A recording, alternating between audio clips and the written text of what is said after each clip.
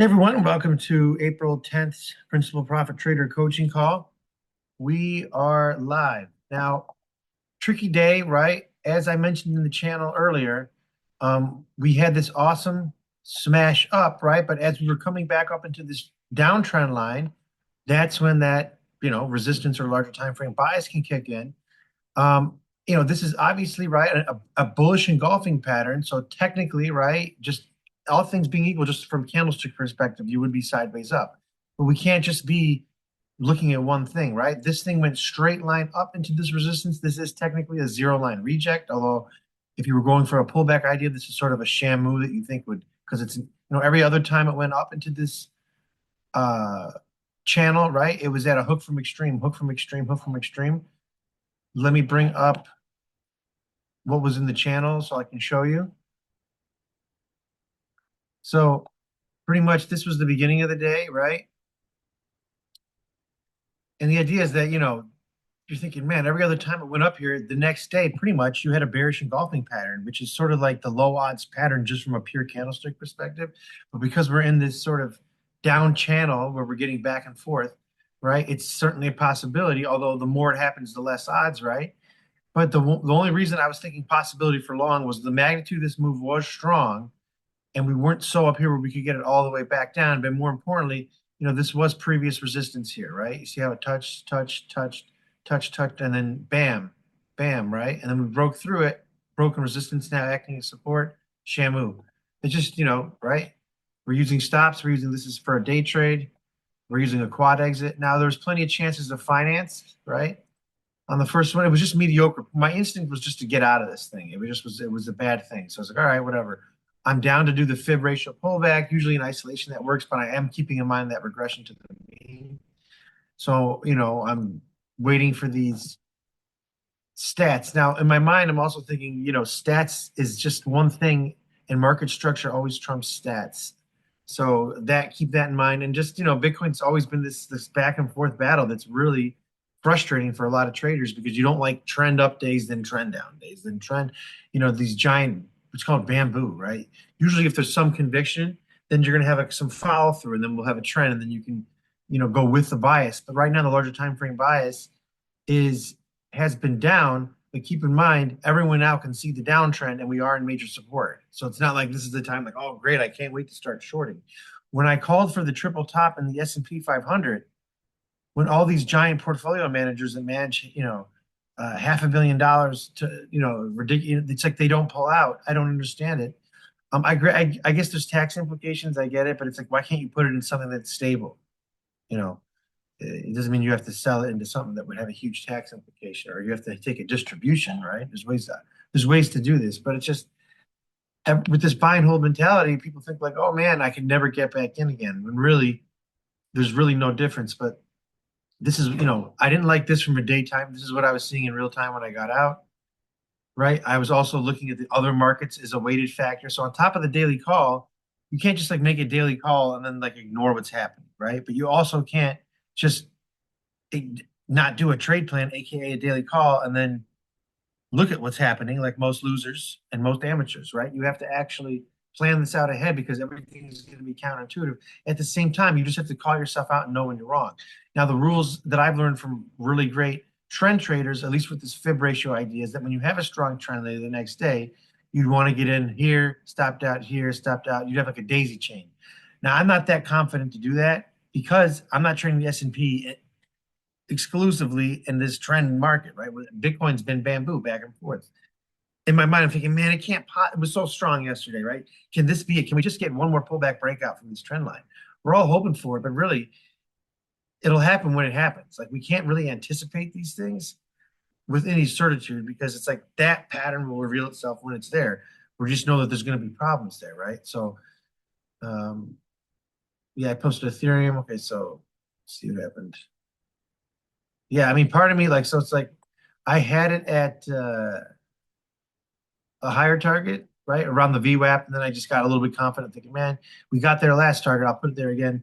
Then when I got back, I saw that, and I was like, you know what? I'm wrong. I got to just either go all out or take half off and just mitigate the risk. So I took half off, move my stop to break even, which was the right move because I don't want to sit through all this. You know what I mean?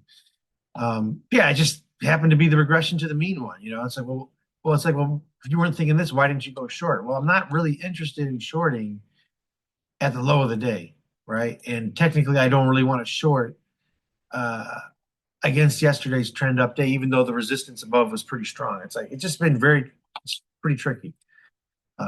But yeah, I mean, this is something I was definitely was thinking, anticipating. It's why I posted it. Also, what was confirming it is like this was extremely bearish, right? Now, what's tough about it when I'm posting these, right? Um, this one and where was the other one?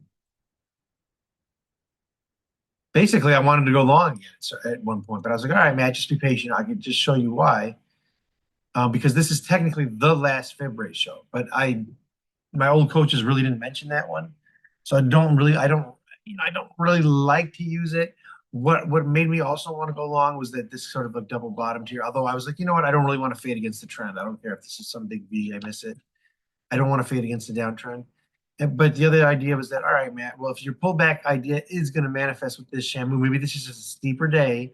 It's not like we're completely engulfing this. This is a half. And it did pull back into this zone, which touched here, here, here, right? Just a wider zone. But it's like these things are so wide. I might as well wait for some bottom building, maybe try to get on a wide double bottom. But the thing is, a lot of these happens in the middle of the night.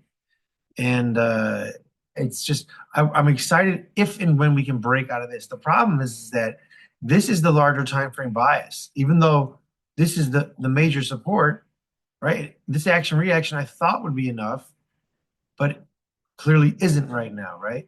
And on top of it, we have this death cross thing. Not that I want to get married to one idea, but just on top of the larger time frame bearish bias, there is this death cross. Now I move this to 50. Usually I have it at 40, but just to show I've been looking at just the death cross lately. So I don't really need any moving average, just the idea. I would be looking at this anyway, even if I didn't have this, but just keep in mind, right? The 200 is above the 50, right? So when you have a slow stochastic above a faster one, or moving average in this case, right? That is a death cross, and it sucks because it usually starts, in isolation, it pretends a bear market, but when it does the golden cross, like here, right? When the third, what's this, the 20? Yeah. When the 20 moved above again, the 200, right? And we hit, right? We pulled, that's when we had this next leg up, which was substantial. Right. And then it's just like when there's probably, you just see it, right? But there's a lot of other things too. This moved 100% of the range it broke from. I can show you all that. This was also right around when the S&P possibly, let's say February 14th was when I gave the call. Yeah, this is when the S&P was topping. So this was almost like an inverse head and shoulders, smaller pattern within this. So there's a lot of things that were going down. The people were like, "Wow, how did you know that even before Trump's tariffs?" I'm like, I don't really can't follow the news, right? And I apologize for forwarding that one news thing where it said CPI number 2% could be bullish. I just was thinking, oh shit, wait a minute. Let me make a comment on that because in my mind I'm thinking just because just because the news comes um, anticipated or obviously related, I mean, revealed that it's good, doesn't mean that the market equals up. Obviously, we'd all be rich if that happened because it's based on what the market participants' views are. They could have been betting on the opposite end and then it went good news and then it went down. You know what I mean? Because they had a lot the other way. So because I don't know what the big players' views are, my view is I don't like to be in 30 minutes before or after. But that CPI number was at 8:30. So the only two that really move the market for real are the wizards at the Fed, because they're a criminal cult that controls the world and they print and counterfeit money and start wars. So when they move their magic interest rate, right, it's incredible how much they brainwash college students with this monetary MMT stuff in college at these universities. Because I mean, I remember reading it back in the day. I couldn't even get through it. It was so reptilian to me, and I understand why now. Because they're counterfeiting money and they're criminal. It's a cartel. Like I'm not reading E.W. Griffith's work, right, revealing Jekyll Island and whatnot. They don't want you to know that. So, but anyway, I think the best thing really is this, which is this system that I put in this channel, which can be used on all time frames, because anyone can look at this chart. I don't have to trust Trump's son who said it was a good time to buy Ethereum when it crashed, or a great time to buy SWE and then it crashed. Okay, these guys are idiots and they lie. And it's cool, they're great advertisers and stuff, but like we said, we don't know what their position is. He could have said that to get us to go in. and then they dump the hell out of it, and then now they're getting ready when he lifts tariffs, right? But just because he mentions it doesn't mean he's really going to do it, and he didn't do China. So I can't even get into the new. All I know is that when there's a news thing where it's released, just know there's going to be increased volatility and get out of the market. I think that's a good rule, rather than CPI bullish. Like I forget what feed sent me that, and I'm thinking, man, that's not what we do here. But and clearly it wasn't bullish. I mean, that's just not what we thought because there was other factors, right? This went straight line action reaction into a giant larger time frame bias trend line. We had a inverse zero line reject. Now I knew this was going to get slowed down. I'm going for this pullback thing up, right? That's what I'm going. That's what I was going for today because at least when we broke above this on crazy strength, right? We had this engulfing pattern, and this was really strong resistance support before that was broken and then held as resistance. So I gave it a lot of edge. It wasn't just a normal support zone that was a bottom belt, but it wasn't great. But still, with the quad exit, you can still be wrong and not be smashed and being huddling right now, losing 3.5%. Right? You catch little bounces, you make a little money, get out, pay your fees, and get out. Now, Swedes also kind of like I said, I had these all drawn ahead of time, imagining this, right? I mean, if this is a V, then this is also a V on the other end, so it went down. Same kind of thing, right? We went up here, pulled back. Really ambiguous stuff right now. We need something to shift the bias, which I was hoping for a launching point of directional information like this. If I could copy this candlestick and put it here, which would break the trend line, then a pullback continuation pattern would have way higher odds. But as it stands, like we're still doing it under that resistance zone, even though this is getting more mature. And even though it did bounce, same thing context for Bitcoin. Remember, SWI's kind of mirroring Bitcoin, right? This giant zone here, which actually I had for the ES as well, which predicted this. I said there was a double bottom. If you bought around when I said that double bottom, you made a fortune, right? And I gave the whole reasons why. Now I didn't say long buy because the other day I had losses in the channel, so I just wanted to give the setup rather than say long because I just don't want to be responsible for people that are shadowing me and get upset. But the idea is that this was a pretty solid trade. I mean, think about this, right? I mean, I drew this all ahead of time even before we got here, right? This is a giant multi-year balance breakout pattern. The zone was perfect. And then on top of it, we have a price pattern on a smaller time frame, double bottom. Double bottom price pattern into a giant key reference area on the daily. So just remember, sometimes what tricks me up is I can draw zones from an inside outside approach on the smaller time frames, but they don't have as much value as these giant ones on the daily. Still, you need to draw them because, like, what are you going to do? Just draw like one or two zones? You have to know what's happening. So, yeah, this was a great, crazy move. And keep in mind, this was like a historic move. It was like one of the largest days ever. I forget what the actual record is. This might have been the craziest day ever. I don't know. You have to look it up. One of them, none of them. But think about how many beautiful principles that were independent of all the lies that are fundamentally in this channel that a lot of people want to put into a bot. There's a lot of people in the channel that want to introduce me to the right people to put it in a bot. I don't really know if it can be put into a bot because like the real time stuff is me really observing it plus it. Now, some of the things that can be, look, leg count, 1, leg count 2, leg count 3, technically was sideways to sideways up intermediate term. It's not like, oh my God, so extended leg point down. That's why, but I kind of phrased it like, hey, it's not screaming that we're going to go down just yet, right? I was thinking that we'd go up here, get smashed, maybe come back down and try again. But the idea is that at that point, you could go long, right? From a leg count perspective, everything wasn't super down. Now pulling up here, you're only on 1 leg count down 2, then you're sideways down, right? Anytime you pop back up and you're only on the 1 or 2 leg count up, you're down. Now keep in mind action reaction. It's not like you're going to say, oh, I'm on here. The leg, right? You have to get it on the bounce down because now the fib's inverted. And really what gave you the heads up was when we had the triple top. This is one of the best calls I've done February, whatever it was in the channel, right around here. Might have been the 14th, 13th, whatever. Triple top. And like I said, just cloning this. I just don't get why portfolio managers wouldn't reduce risk there. I mean, how greedy can you be? I don't get it. Anyway, for Bitcoin for sure, move a huge amount out. Now, what was happening around here? February 18th. Yeah, a little tricky. We weren't quite mirroring each other, but you could see that this was an inverse head and shoulders, then coming back up into that. So I mean, but anyway, down here, why yesterday was the big up move, right? leg count down into this, double bottom, hook from extremes. That's it. Shift plus QT. I don't know why I have that. But let's go to here real quick.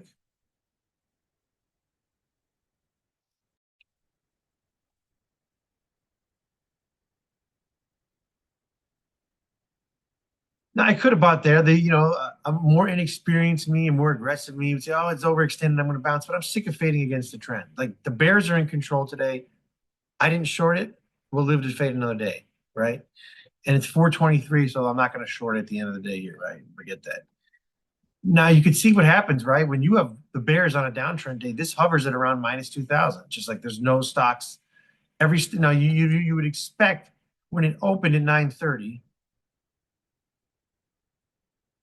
My thought was, oh, I expect it to be down because it did open, right? Down from yesterday's. Why am I looking at Bitcoin? Sorry, same thing, but yeah, down from yesterday's close at 9:30. I don't want it on the hour. Let's go. Yeah. So I expected it to be down, I mean, quite a bit down. But, given how strong yesterday was, when this opened and it was around this minus extreme, I was like, whoa, like, I didn't expect it to be that down. What I was really hoping for in my mind is like, man, wouldn't it be great if we opened and it was a bullish divergence and it was like at plus 2,000? You know what I mean? That's just like, it just didn't happen. And, quite a retracement. And also, pretty much the whole day you had like opening at a tick extreme of minus 2,000, super selling, and then every time the bulls tried, right, it got rejected, selling tail, selling tail. This is called a tick extreme. I'm sorry, a bearish tick skew over time. It's like a heartbeat. So you can see right when it shifted at noon, I walked away because part of me wanted to trade, and I said, I don't care if I'm right. I just don't want to do something that's on principle based. Just from a pure action reaction, and that I could show you a couple of reasons why it was touching here. It hit a high volume node, and other reasons I wanted to get in. But still, at that moment in time, which was around here, 12, there was no divergence. There was nothing saying, hey, this made a lower low, and now this didn't make a lower low. It tried to, now it's up here. It's like there was no edge. I'm done. Even though it worked out, I don't care. It's just, you got to just say, okay, what's the right thing to do? Most of the time, if you're against such a, and seriously, okay, I caught a bounce, but still, the Bears are in control of the day. I don't want to be on that right now. And you can see that's when it shifted and it went a little bit two-sided now. Now it is closed now because it's 420. Now this is only useful on the open, but you can see how I'm using the S&P to gauge Bitcoin because it seems like they're very much related lately. Like, let me just go back. Oops. Let me go up here and you can just see how they just follow each other. So even though I don't have these internals for Bitcoin, because they're so related, I am using them. Now, remember yesterday when I was like, okay, there's these double bottoms, whatever. But then when it got up here, because it was so mediocre in the tick, I was talking about shorting.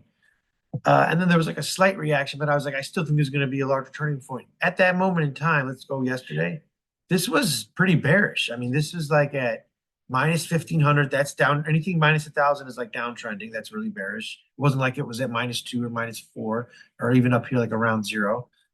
And if we go yesterday, this was actually a bearish tick skew. Let's see. See right here, like same thing, selling tail, selling tail. So if I was just looking at this on a smaller time frame without doing a daily call, I would have been like shorting like crazy. But I was really confident to tell you guys, don't short, don't short, don't short. One, because it's easier to tell you guys not to do something than to do something. But what not to do is also important. And sure enough, and why did I say, even though an amateur who learns this would definitely have been shorting because this was super bearish. But contextually, it's all market context. I can't trade that in a vacuum. Going up to a higher time frame, which is the daily call, I said the bigger picture pattern, there was a rotational chance that we'd go up. And I showed you all the reasons why that weren't these internals, right? And that's actually what happened. And sure enough, like, that was that giant move up. So even if you weren't in on the long side, because the double bottom at that micro bull bear did happen at 2 o'clock in the morning,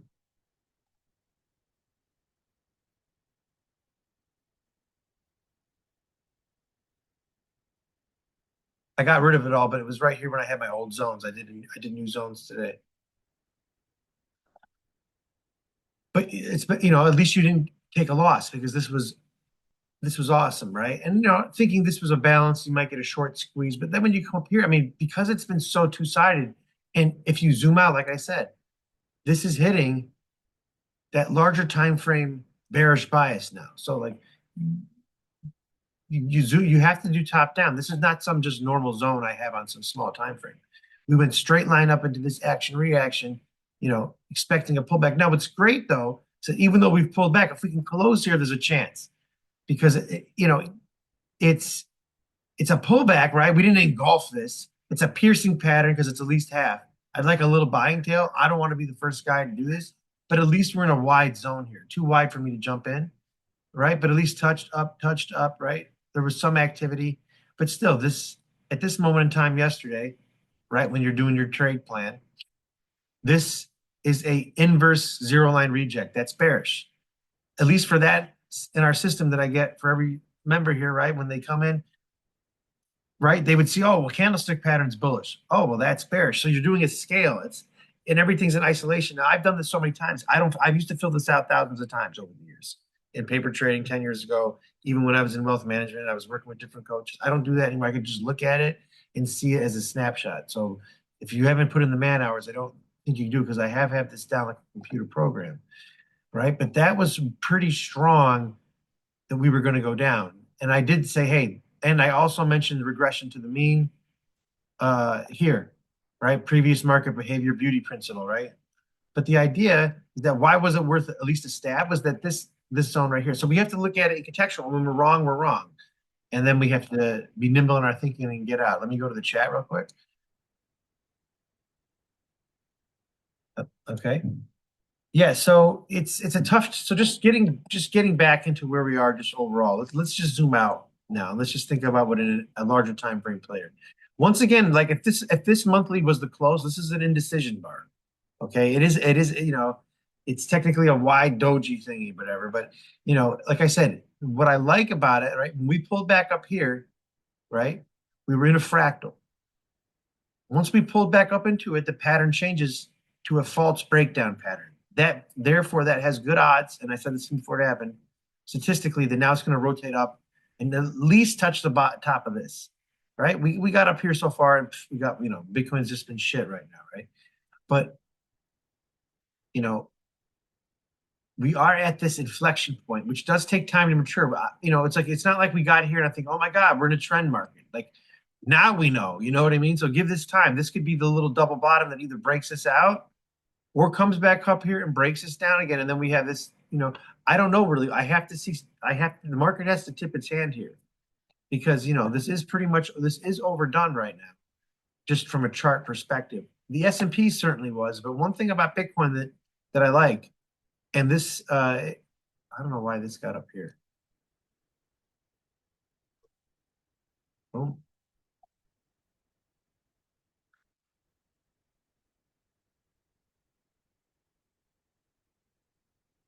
One thing I like about Bitcoin that was really helpful in predicting the S&P was that once we got this 100% range on this giant time frame, look, and we got the triple top on the smaller time frame. Keep in mind, every trader is looking at this as a huge time frame, but when you have an overlap, that's confluence, boom, boom, boom, boom, boom, and that's when all that bearishness on an internal plus that analysis of the leg count up exhausted and the zero line and all, that's when it would have more weight, right?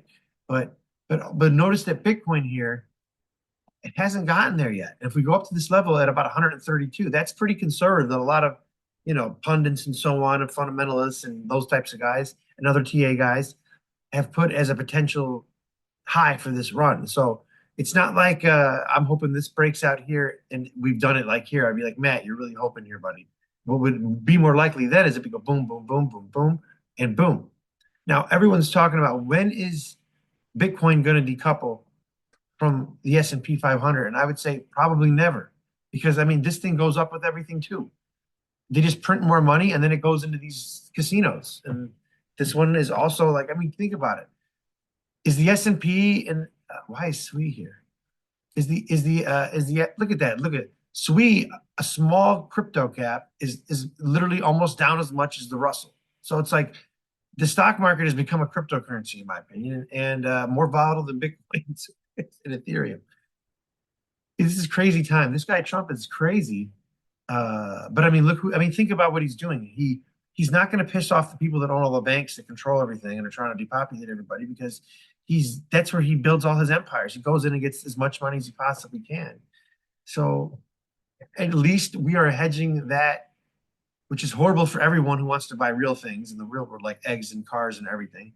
But at least because we're in this digital crappy game here, we can hedge against something. Now, obviously, the big winners from an investment point of view have been gold and Bitcoin. But what about folks that want to get in on something with a high risk reward ratio? You know me. I try to bet on those pretty good because you catch one and you never know. Let's go take a look at.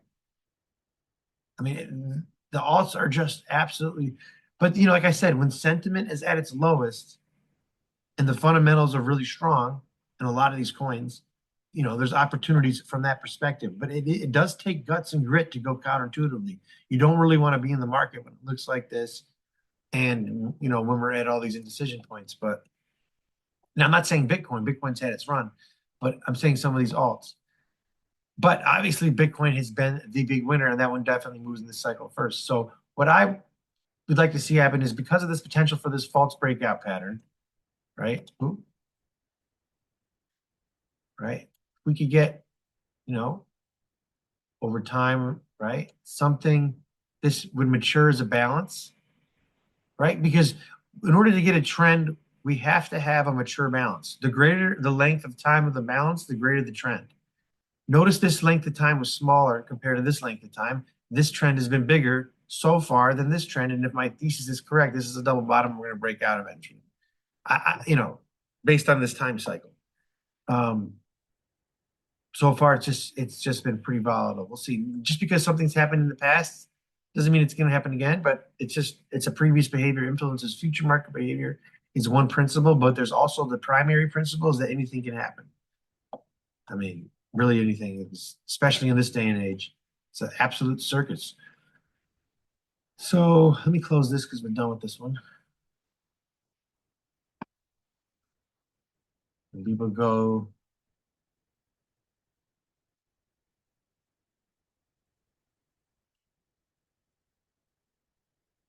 Take a look at the Bitcoin dominance.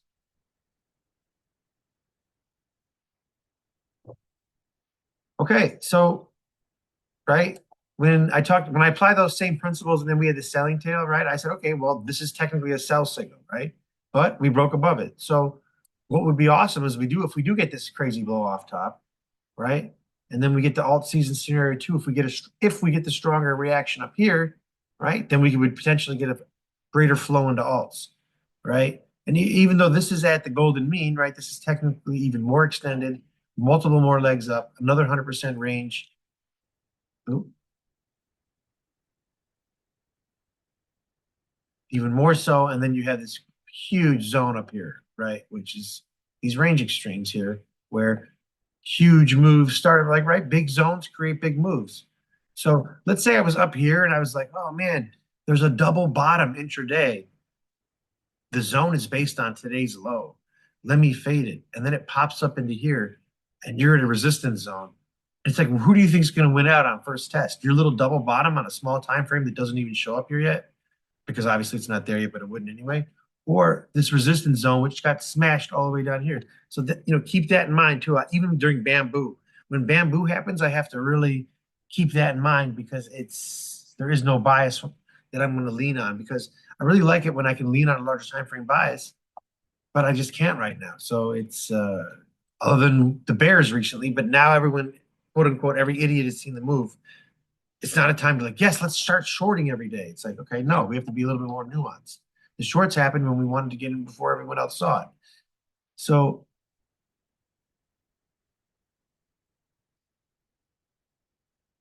yeah, we have to really see how the market closes tonight. I recommend doing a daily call. The market closes in like 3 hours and 23 minutes. So closing above here is great. Now, the more we pull back into this, the more than this comes, but then like this we then have to have another bottom building, right? Because it's this engulfing pattern. Because, technically this is a balance, but it's 3 days. We broke out. We came up into here. Now, what is in here? Like besides this moving average, which I could get rid of, let's go take a look at the VRVP.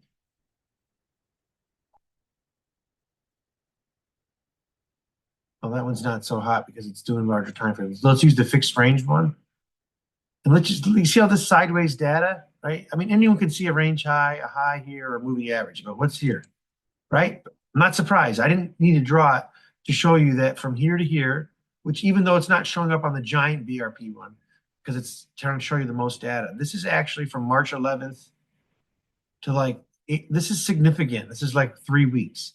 And remember, the fixed range profile shows you hidden areas of support and resistance, right? So this is showing you, which area buyers and sellers agree that price had value. Even though it's super volatile around here, they spent the most time transacting here.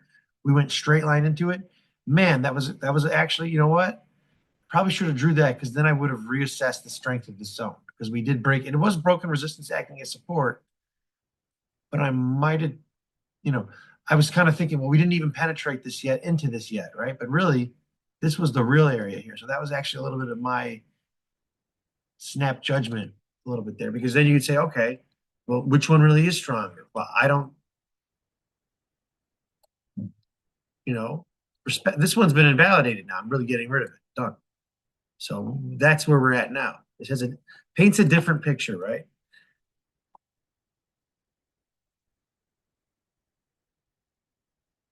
As painful as it is, let's go take a look at cheap prices. This was at 50.56. This got an ETF and is an American company. Fundamentally, he's never been stronger. I mean, it doesn't feel like it's great. I've been staking. I have a huge portfolio of this. I've been staking it, believing in the dot interoperability infrastructure. But obviously at 346, it doesn't feel like it's worth what it was at 56. It isn't. But fundamentally, well, last bull run didn't have. You would never have thought something brand new like this was about to get some institutional capital. But still, I don't know what those participants, how much it's going to go into. It seems to be that who's pushing this is not retail, obviously, like last bull run, who was more risk um, prone, and that's why some of these other shit coins ran. It seems like a lot of these institutions now are very conservative, like Bitcoin and maybe some Ethereum. Hopefully, that'll trickle into alts. Let's see, right? So,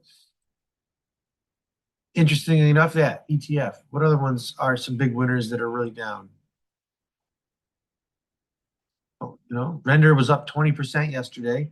That is actually huge. This is huge relative strength. This is awesome. I got to post this.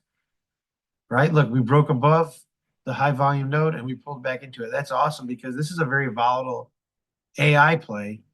And for it to only be down, this is a tight doji. This is what I want. This is what in my mind's eye for my daily call, Bitcoin was supposed to look like. I just happened to be wrong.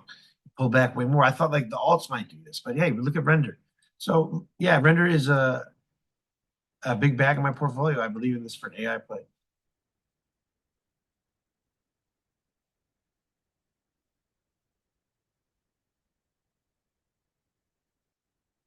Okay, Say is as well. Of course, you guys know Sui is, right? This one is under, right? Same problem.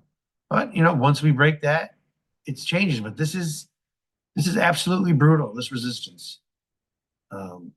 I really don't know. I mean, the thing is that it's like whatever pattern you see, what odds you're playing, there is no guarantee at all. This is just chance, right, in the moment.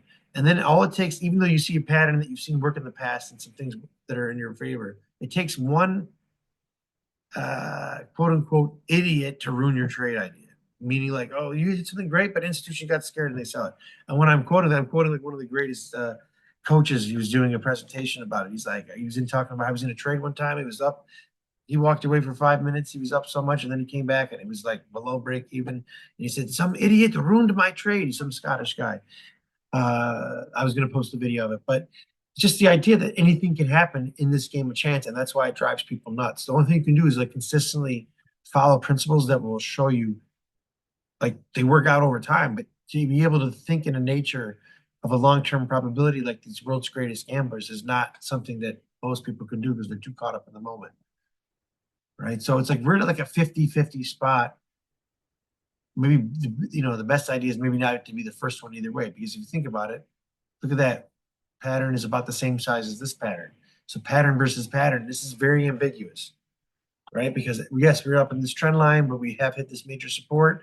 It could just chop around for a long time and not because like how we don't know based on how we're adding up these probabilities and we're measuring the size of the patterns and stuff and how it got there and leg count, whatever, volume. But it's like it could just also we're not the only ones that are you could just go like this for a while, maybe, you know, into April. Now I would love this to just blast up tomorrow, right? It's what I, you know, it's going to have to take some huge sentiment shift. But you just remember, even when it got there, really, it's like when the bigger picture pattern broke, that's when all these people got destroyed, and then it ramped up. That's usually what happens. Bigger picture patterns, then shift your multiple time frame bias. Then I'm going along on almost everything when it pulls back to decent support. Here, it's been the opposite. The shorts have been the large time frame bias has been bearish, so it's been smashed every time. We just need something to break that structure, and then the time frame will shift back to the bulls. So why am I thinking that's possible? Well, it's because of leg count and other reasons why it could potentially be neutral larger time frame buys right now. Because it's like, everyone sees the short now, like a lot of people are happy and these prices are decent.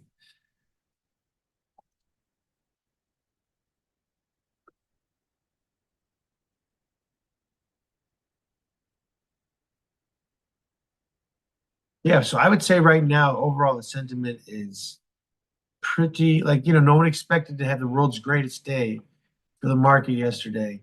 And then the next day give a lot of it up pretty much. Not all of it, right? This is great for the ES, little action reaction. Very nice. Very nice. You know, did I want to see this much pullback? Heck no, that's horrible. We wanted to see, I hate to say it, we wanted to see at the very least what Render did. That's what I was betting. I said, if it doesn't go up today, it's going to do it, at least the sideways thing, but we just didn't get it.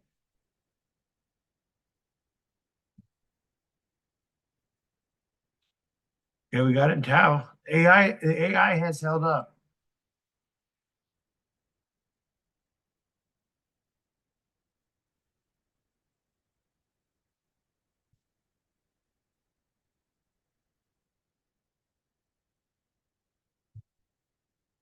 Yeah, the market certainly had better days.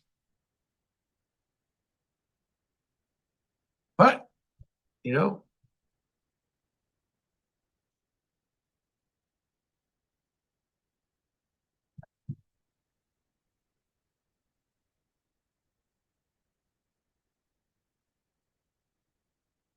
this is just a reminder that even though prices are at levels, think in terms of time as well, right?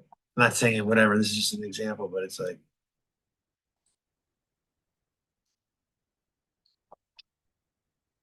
I'll even count it here. This would take us to May. I mean, that's kind of that April, May prediction that some of those other gurus talk about, and in alignment with this time. But we'll see. We'll see. So yeah, that's the market coverage. We have to pretty much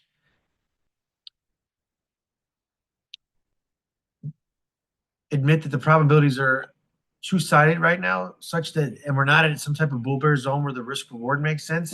So we have to be very careful because it's pretty much because you have a negative expectancy to keep getting long right now up below this, unless you're super convinced that it's a short. But even then, it's like, well, this thing would either need to break out and then retest back down for a lower risk entry. Really, that's that's the play that we're doing. But it doesn't matter if you're using a quad and you're getting in at a good enough trade location. You can be wrong and still protect your capital and even maybe make some money, even when you're off on that day. Now, what's good though is that we didn't get some huge sell off like on these days, right? We didn't get this ugly looking selling tail on the top. It just closed here. But remember, there's still a few hours left in the market. We have to see gaming coin. We'll have to see relative strength. We'll have to see how it closes. And Wall's actually been holding up surprisingly well.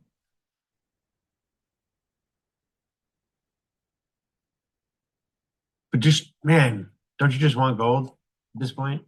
I should have just bought a bunch of gold, put it in my basement like DuckTales and built a fortress around it, right?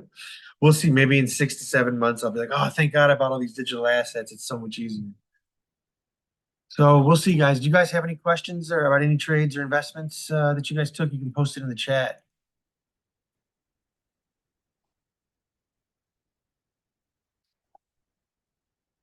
If not, no worries. It's been a difficult time to execute, even though the uh, the principles of the system have called the market pretty well. So pretty much, I'm just speaking in a language right now that puts everything on the system that I've laid out in that mind map plus the daily call. Because if you add them up, it was pointing towards everything I said. It pretty much happened in the channel, including a lot of those scenarios and things. But to execute this requires grit because we were thinking counterintuitively the last couple of days that the longs would take control the last 3 days. And that's what happened, except not today. But this pattern is not invalidated yet. So I'm going to let the market tip its hand and we'll go from there. All right, guys. Thanks for coming out. I'll see you guys tomorrow. Take care, everybody.